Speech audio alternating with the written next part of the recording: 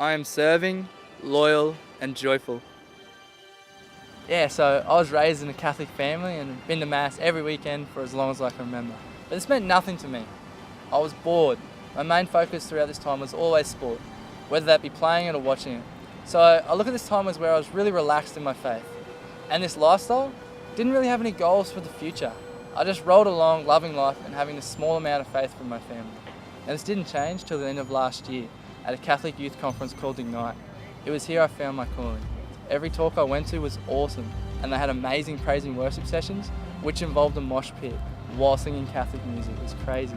Even the group I went with was great, so the time I spent away from the conference was brilliant. But it wasn't until I participated in prayer teams, which is where two people pray over you for whatever you want, that I had my biggest experience. I asked them to pray for what I was going to do the following year, seeing as I was coming to the end of year 12 and had no clue.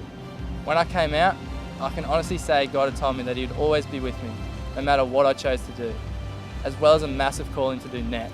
And I got to tell you, that was the best feeling. So I came out of that a different person. I went from being relaxed in my faith to being pumped. And I found this new lifestyle just made me happy, just like sport does, but without the disappointment of losing or physical pain. I was now able to branch out and do something crazy with my life, something I love doing, and to have my own faith apart from my family. And that's exactly what I'm doing. I decided to follow my call, to do net ministries, to leave my family back in Emerald and come here to Melbourne and to talk to young people about Jesus and just loving it. Before coming to Ignite, I really felt that Simon's faith sort of stopped at Mass and things like that. Like, quite often we'd invite him to a youth group and things, but he'd often like have other things on, like particularly going home to watch football and things like that. And it was at that comfortable sort of stage of just having Jesus at Mass, and that was about it, I see.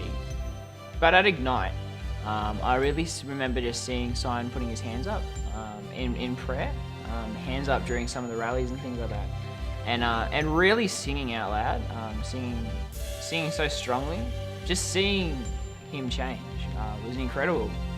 Seeing how he was changing at Ignite, and gradually when we got home, we really saw how big that change was, how much Simon had really gotten out of the experience of Ignite, how he'd really met Jesus in a completely different way than he had before.